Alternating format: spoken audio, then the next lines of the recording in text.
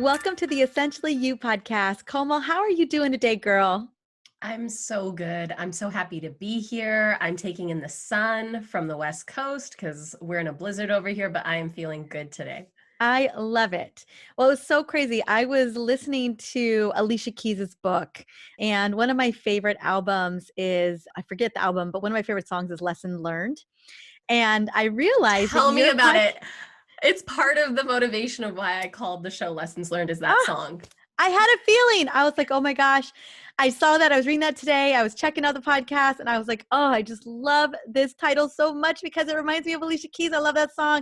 And I was like, well, what are the Yes. odds that maybe it is connected? And so I just wanted to That whole drop album, that. I think it was songs in A minor, maybe. Yes. Yes, it is. Girl, Yes, I thank you was so much. burned, but I Mama Brain called it a is I lesson got no brain. learned. Yes. I love that song. So, and I've just been listening to all of her albums this last couple of weeks because as I've been breastfeeding, the one thing that I'm able to do is listen to Audible. You cannot read a book. Yes. I love reading the real books, but it's really hard to read a book when you've got a baby attached to you everywhere. Anyway, I just wanted to just point that out and just say, how has the podcast been going for you? Have you really loved the process? I have. When I decided to start the show, I was actually working on another startup. We were an intersectional journalism storytelling platform where we would tell the stories of Black, Indigenous women of color from across North America. And what I realized as I was building it was the real passion for me is connecting with people, interviewing people about their lessons learned, their stories of resilience, their stories of rising. And so when I landed on starting the podcast, it truly was like I had found my mission in life, my purpose in life, my calling in life, in building out this show. And I'm so excited for the seasons ahead. We're doing a lot of rejigging in house to up our production quality, to interview some of our audience, not just, high, well known guests. And it's just been life changing for me having this show. I love that. Well, that leads me into more about kind of, I know you've done so much incredible work in the world and at such a young age. I just love watching women like yourself rising up in your own way and really showcasing so many other women doing big things. That just fills my heart with so much joy. And it's what this podcast is all about as well, focusing on women, helping them to rise up, not only out of their health concerns, but into their bigger mission. So super excited. But when was that kind of defining moment for you when you knew you wanted to help probably more so women, but people in general understand their strengths, their capacities, and their resilience? Because today, what we're talking about is diving deeper into unlocking and understanding our resilience. And goodness knows, I know so many of us have had to go in deep, especially this last year, and really find that resilience in ourselves when things have gotten really, really hard. Absolutely. And it feels really fitting because when the pandemic hit, I was immersed in resiliency research and education because it is a massive passion of mine. And when that occurred in my life was I was building a startup in New York City, and living in Brooklyn. We had produced a documentary film called Dream Girl about ambitious women entrepreneurs from in and around the city, and we were scaling the business around that documentary. We had premiered it at the Obama White House. I was on Oprah Super Soul 100 list with my co-founder. It was this very shiny moment in our lives. But simultaneously, I was diagnosed with a really rare form of skin cancer. And once I recovered from that, I had been diagnosed with a neurological illness that actually led me to leaving Brooklyn, moving back to Canada. Affordable healthcare is no joke. And when I hit that rock bottom, a couple of things happened for me. I realized there weren't a lot of spaces I could go to understand a blueprint for recovery, not just physical recovery, but emotional and mental recovery, psychological recovery. And there weren't any platforms or accessible places that really spoke to me as a South Asian woman, as a BIPOC woman, about how do I rebuild my life. I'm highly ambitious. My cognitive function was hindered at the time, and I love my brain. I love my intellect. And so when I hit that rock bottom, I looked around at the resources available and there wasn't much. And so it slowly became my mission to help create resources for folks who are facing adversity, who are going through so much trauma, difficulty in their lives, but who are wildly ambitious, to train them, to support them in better understanding the keys to their resilience, the roots of their resilience. So as they scale in their careers and their well-being, they can prevent burnout. They can identify gaslighting in the workplace. They can feel supported by a community of people. So my rock bottom became where the seeds of this company and the work that I do now were planted. Mm. What an incredible transition and transformation to kind of be on this all time high, to be doing just incredible work. And then to have a couple of big health issues come up that, yeah, that can definitely bring you, it's kind of like you're at a different level because now you're focused on, just getting back to baseline, getting back to, a place where you were before you get hit with a cancer diagnosis. And then clearly, I mean, a neurological diagnosis can shift everything, because Mhm. our brain, it allows us to have this conversation, allows us to do the work we do in the world. And absolutely what I've learned here, serving a lot of women, I've served tens of thousands of women struggling with hormone issues, women struggling with brain inflammation, really mood issues, really just struggling with energy, getting out of bed in the morning. For me, when I was 30 years old, I had severe chronic fatigue where I couldn't really get out of bed or function. And I remember that being a really poignant moment for me in my life. And also, same with you, finding very few resources on how to actually get myself back to where I was. And so I can feel that. And in your research in terms of resilience, have you found, we're talking about resilience because goodness knows we need it in every facet of life. But have you found yourself serving people when it comes to kind of digging into that resilience when they are on a health journey, when they're really battling something with their health? So a number of folks who have gone through my programs or that I meet with online are facing chronic illness. Hmm. And specifically, my friend Nithika Chopra and her community, Chronicon, the Chronicon community, has been such a support for a lot of the folks that I've worked with in helping them realize their identity outside of their illness, but also that you can't just put your illness in a box and put it to the side, that there is this reconciliation that needs to happen, this reckoning that needs to occur between the reality of your life with your illness and then deciding and figuring out what are the right next steps for me? How do I reconcile with this new identity? And you had mentioned, how do I become who I was before? What I've realized through this work is we can never become those people again. But what we can do is reconcile and face the trauma we've endured through our illnesses, through being unwell, and then imagine a new identity for ourselves, one that perhaps is a little bit more gentle, one that is a little bit more inclusive of our physical needs, our physiological needs, and one that is constitutes and is full of a community of support around us. And to me, a resilient life is to look around at your life and say, what is the safety net behind me? What have I built as the foundation? What can catch me when and if I fall? Because the fall is sometimes inevitable. And if none of that exists, that fall can be so stark, falling down ain't falling down if you don't cry when you hit the floor. Another Alicia Keys lyric. So But it's true. like, how can we soften those falls and then actually Yes. turn that into a bounce? Like that's when we truly find that resiliency is we've giving ourselves that comfort, that spring beneath us when it comes to having a community of support around us, building our self-efficacy, our belief in ourselves and our well-being, connecting to our identity and the impact we want to make in the world, renegotiating and redefining our relationship to work, and then building really robust wellness plans for ourselves. Like those are my roots of resilience. And when I work with folks who are facing illness, it is, what is your comprehensive plan here? And how do you really tune into these very important parts of your robust identity? Mm. Mm. It's so funny when I was thinking about resilience in this conversation today, I was thinking a lot about kind of tapping into our internal resilience. I recognize how important, how critical it is to have community, especially when we're on a healing journey, and especially when we're overcoming adversities of any kind. But I hadn't ever thought about, relying on community for resilience. And can you speak a little bit into that? Because I know that there are factors. I know we're going to go into some factors that are important in order to live a more resilient life. Are one of those factors making sure that you have and surrounded by community?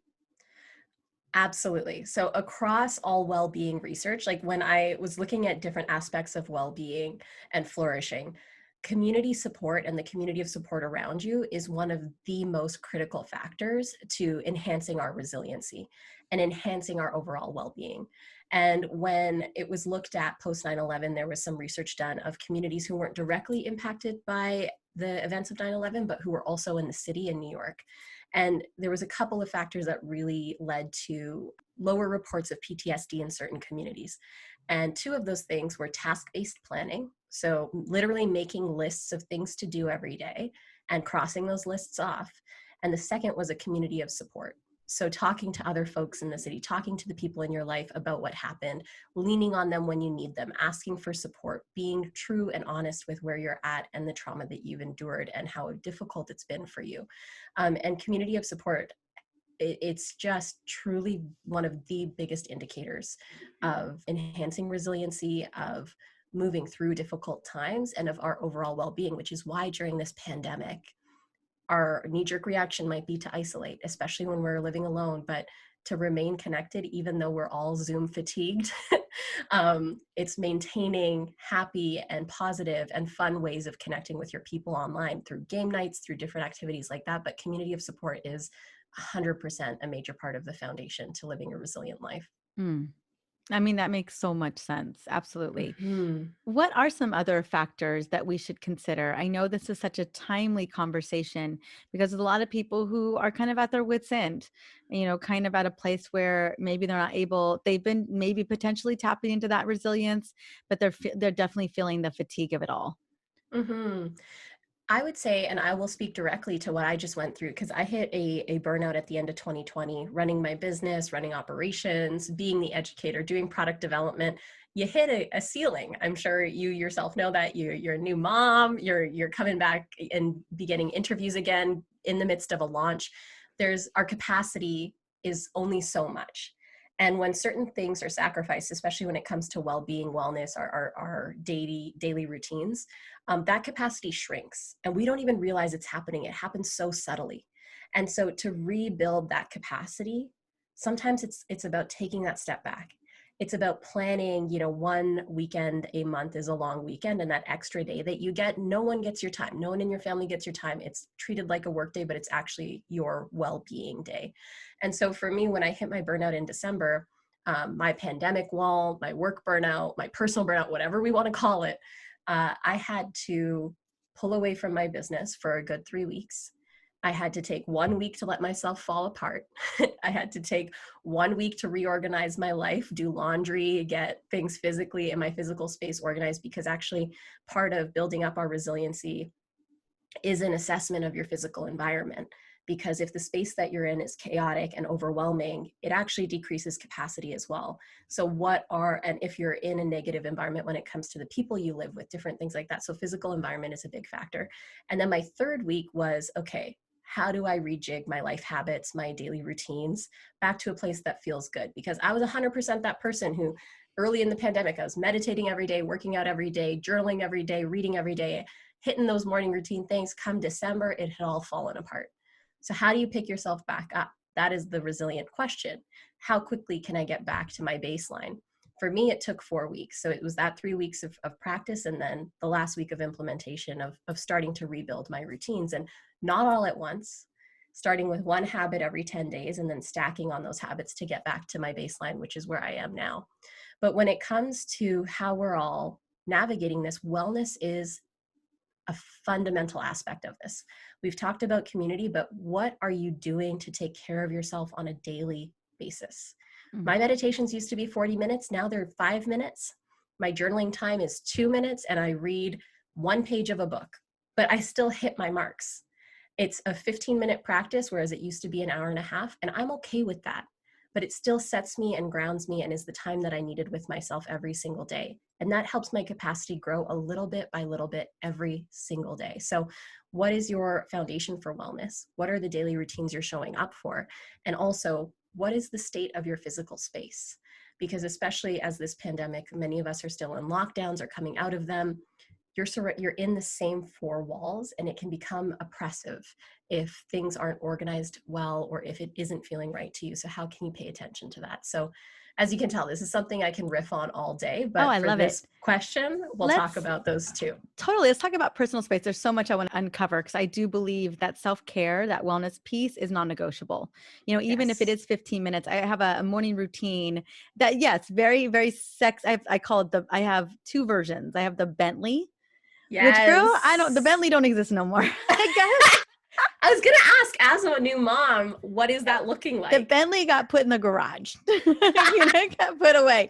And then, I had like my survival, non-negotiable version, which is what I'm down to at this point, which I'm still excited and grateful that I still have some of it because it's such a big piece of who I am.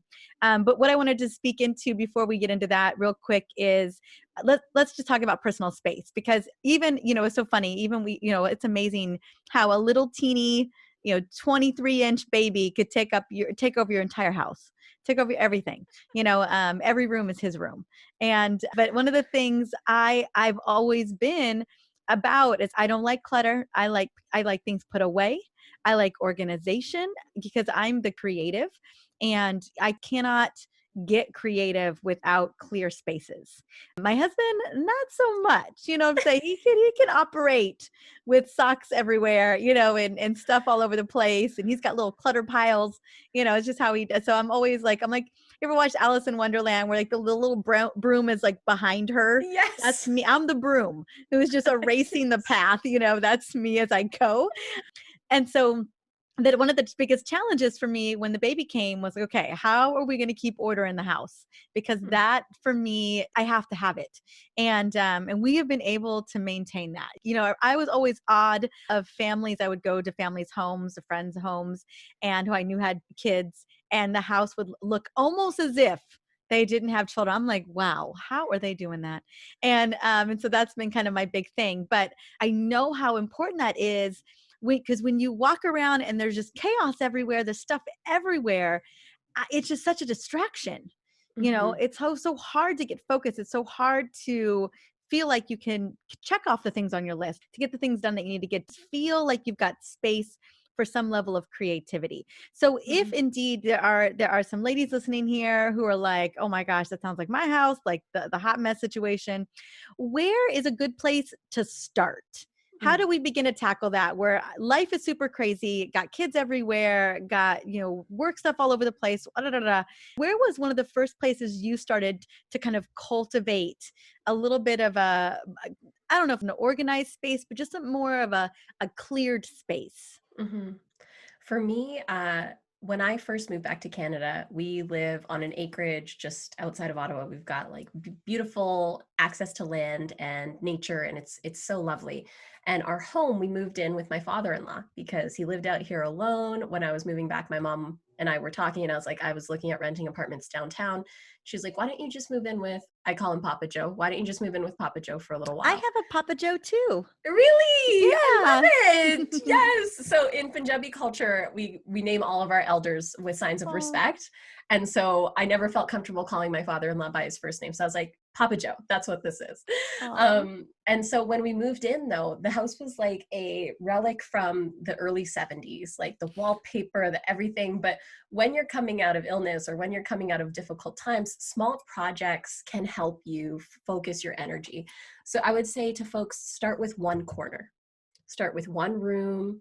And like once that corner is organized, open your scope and say, okay, what outside of this corner can I do? And then suddenly you've organized a room. And don't try and do it all at once. Like give yourself a weekend at a time for each of the spaces that you're trying to organize. And when you do that, it becomes almost this cycle you go through in your home where I know I've done a first pass in a room and I'm like, I know I'm going to come back to you eventually, but we did good this time. I've organized and gone through clothing and it's like, I know there's more I want to get rid of, but I'll come back to you.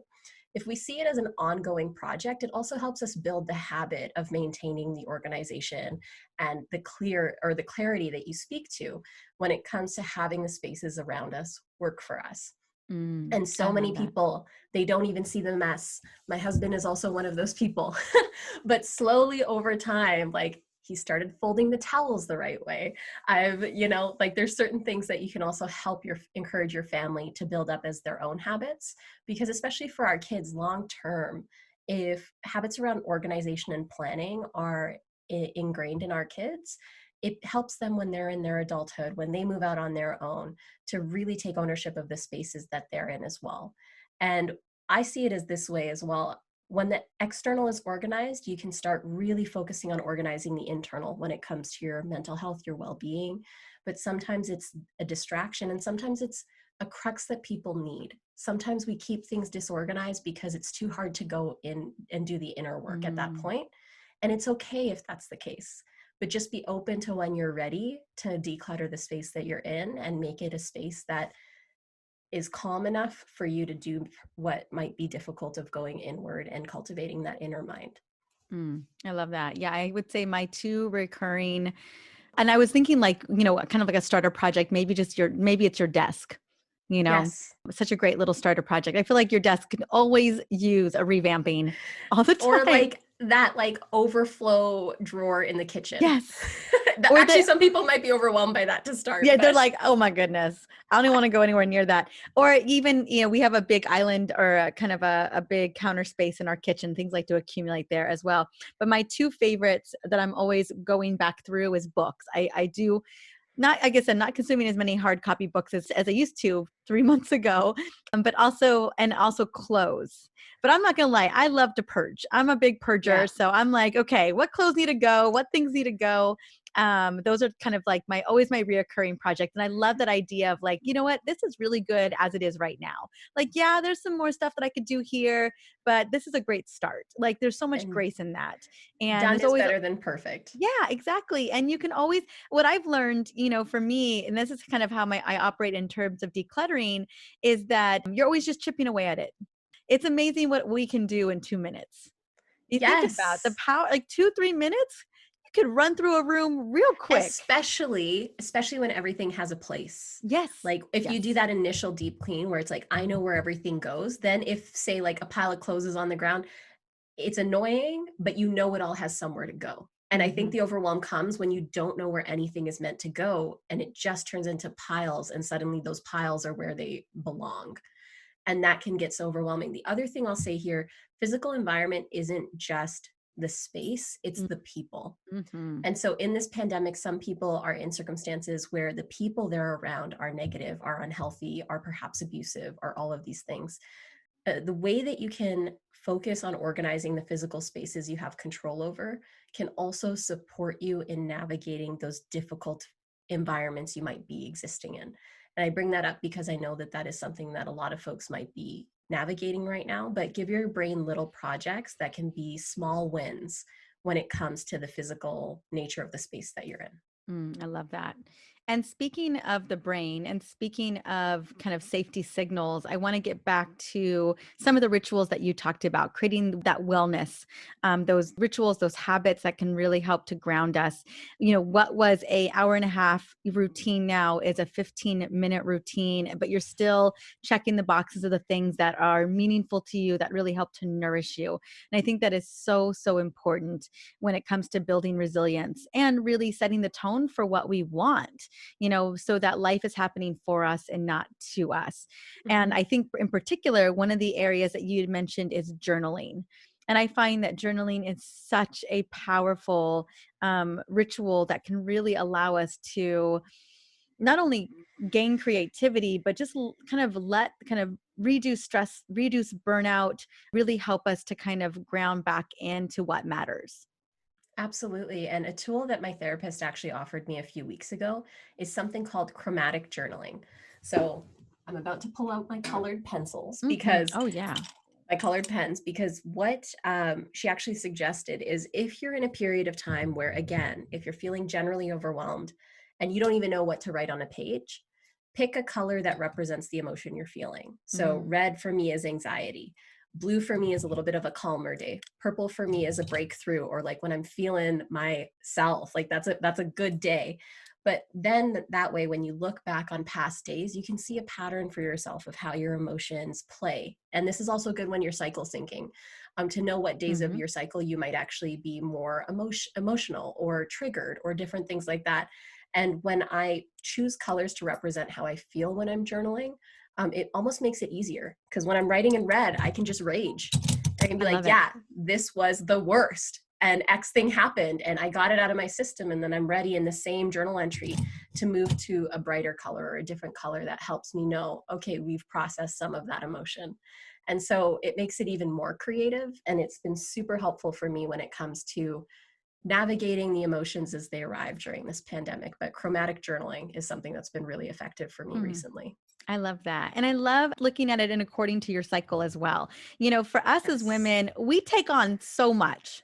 We we take on a do. lot. We bring it in, we internalize it sometimes, and it all looks fluffy. You know, everyone wants us to be in our follicular state of our cycle. Like, who doesn't want us all Yes, in that energy cycle, in that outgoing cycle? But you know what? We get into the luteal phase. We get to be towards the end of yes, that.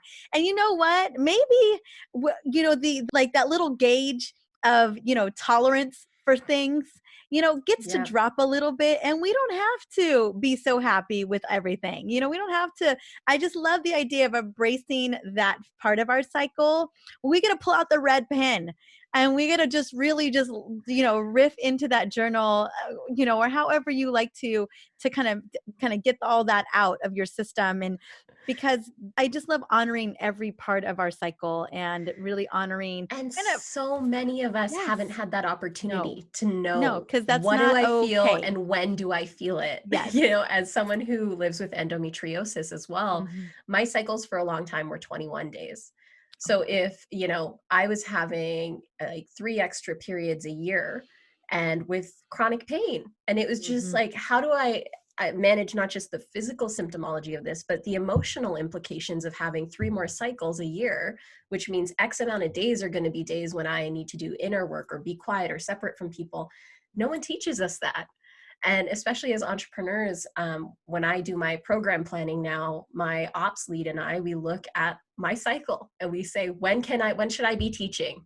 Okay, those are the period days. We're blocking out 5 days. My whole team also gets to, you know, just let me know to, like, cycle started. This is day 1 to 3. Like, I'm not really going to be available, because a lot of us have that kind of like debilitating pain, and it's been a game changer for us. The other thing I'll offer is, with the moon cycle as well, the new moon into like full moon time for me is when I add things into my life or my business. And then full moon to new moon is when I look at what can I cut out? What can I take away? Mm. And those two things around feeling my cycle a little bit more, getting more awareness, and also like paying attention to moon cycles not only connects me more to nature, which is also resilience enhancing, but it gives me organizational tools on a monthly basis to be checking into what needs to grow and what needs to pull back. And it's shocking to some folks when you think of these natural rhythms and how much we can learn from them, and how that can enhance how strong we are in how we show up every day. Mhm. Oh, especially, yeah, especially for us as women, being able I always think of our cycle as our slight advantage or you know, it's an Yes. unfair advantage really once we own it. And I'm so glad we're having more and more conversations around that, because it really is. We really can own so much around our cycles, Mhm. and we can use it to an advantage far beyond what we know what we're capable of. And so I just appreciate you sharing those, because that's I just love that so much. It feels wonderful to have spaces where we can openly talk about this too now. You know, it's not like we could always comfortably do this, but I'm so happy that you've created a space for us to do that. Yeah, oh my goodness, we talk about the cycle all the time here on this show. Women who are still cycling, women who are in that transition of perimenopause, where cycling kind of similar, where like, you know, we are having shorter cycles and the symptoms are definitely creeping up, and then even into menopause, and what that looks like, you know, post cycling, and how we can kind of reclaim some of that as well, some of that energy, because it's a lot of energy to Mm, run that cycle, just in general. But then how we can leverage different parts of it and really embrace different parts of it. You know, so often parts of our cycle kind of get we there's so much shame around them or taboo around them, and that ownership is so critical. mm, Mhm. absolutely. All right. I wanted to know what was one of your top tips for practicing resilience? I know we dove in a tiny little bit into the wellness, definitely into clearing our space, not only for our creativity and for just kind of having that grounding, but also if we've got energetic vampires inside of our space, how that we can help mitigate that as well. And clearly wellness is such a big part of this podcast and little ways in which that we can give ourselves those safety signals. But is there a top tip for you that has really helped in practicing resilience? Because I'm guessing this is really something we should be doing or we get to embrace on a day-to-day basis. Absolutely. And I would say for many of us, and especially as a South Asian woman, as a woman of color, rooting into my identity and my Mm, heritage and my lineage has been so resilience building and so grounding. And there's some research coming out now more and more now that the space of positive psychology is not as white as it once was, where we're seeing that specifically in the African American community, when you teach young people about their culture, who they are, their identity, they grow up with greater levels of resiliency. When you enable them to be immersed in culture, and not only there, but also in identifying and naming racism at a young age for or children of color, instead of avoiding it and not talking about it. If you enhance a child's resiliency by letting them know this is something you're going to face in your life and this is how we can respond to it as a family and you as an individual if and when it comes up, that increases that child's ability to live a resilient life. So for me, looking at what kind of life did my grandmother live? What kind of life did my great grandmother live? Tuning into my lineage, my heritage, my identity has enabled me to also better understand the impact I want to leave, which gives you that higher purpose in life, which in turn also builds your overall resiliency. So it's something we don't often talk about as a tactical how-to when it comes to building resilience, but taking time to really acquaint yourself with what does this lived body I live in represent? And for some folks, they might have come through foster care, or they might not be connected to their parents or the previous generations, but then you get to decide, what kind of ancestor do I want to be? What mm, kind of aunt do I want to be? What kind of friend do I want to be? And really defining your identity from where you came from or who you want to become is hugely helpful as we build our resilience. mm. Oh, I love that. I totally relate to that, coming from a family of Mexican descent and, even just being a woman too, standing on the shoulders of my mom and my grandmother, my great grandmother, and, how much I have been able to do because of the work that they had done. And so I really do. I so appreciate that. I think that again, and I think that even speaks into understanding the community of our family and our Yes. lineage as well, which we spoke into at the very beginning of this. It's having community within our family and then having community out in the world, especially, with dealing with whatever we've got going on, burnout being one of those big ones.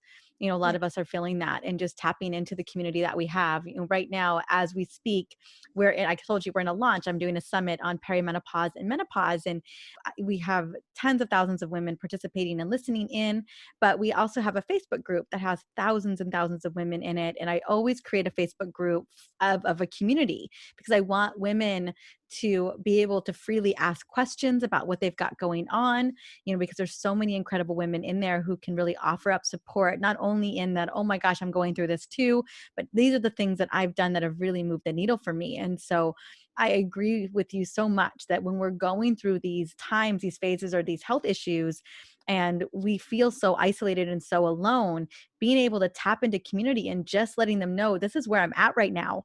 And nothing's working for me, or very few things have. What are things that have, what can anyone relate? Is anyone there Yes. All for we want one? is to feel seen and heard in our Yeah. experiences. Yeah. And then maybe someone's got a little something for me, which was a Exactly. cherry on top, right? Like the hacks, the like tips and Yeah. tricks. And when we look back at how our ancestors lived, it is in community. It Hmm. was in predominantly villages for those of us who are POCs. It is like there was such a communal vibe, and 100% like patriarchy exists, and in certain contexts like female reproductive experiences have not been valued for centuries, but were prior to. And so it's the separation and isolation that has been created systematically, specifically in North America, is a way to keep us disconnected from one another. So the more connected we become, the more willing we are to not just connect to ourselves, but each other, the more powerful, resilient, whole we become as a collective. And that, like when we talk about individual resilience, collective resilience is really important to me, which from a policy perspective, like is why I'm so proud to be Canadian, because of the social safety supports that we have for folks, because that enhances community resilience. But to come back to what we were saying earlier, it always reminds me of a quote from Maya Angelou, which is, I come as one, but I stand as 10,000. And Mhm. imagine how much more powerful you can feel if in a moment of insecurity, you say, oh, wait, it's not just me right now. I know my lineage, I know my ancestry, I know who I'm here representing. And to be able to tune in and tap into that lineage or those friends that you know you have, the community you've built, and then you take that next step forward, not with fear, but with power. That is like the epitome of why I do what I do, is Mm. to help people feel that power as they take those steps forward. Love that so much. And I got some shivers on the Maya Angelou quote as well. Ooh, all right, my dear. Where can we plug in to you? Where can we get more of you? Love for people to go check out the podcast, the Lessons Learned podcast, which I will have a link to in the show notes. But where else can we go? Where would you like us to come find you? Instagram's the best place for us to connect. So my handle's Komal Minhas, KOMALMINHAS. And I can't wait. I love chatting with everyone in my DMs. I can talk about resiliency all day. And we have programs and events that you can tap into as well. And it's been so fun to have this conversation with you. So thank you Mm. so much for having me today. Thank you so much for coming on, my dear. And definitely stay warm in that beautiful winter wonderland blizzard. Thank you. I'll do my best.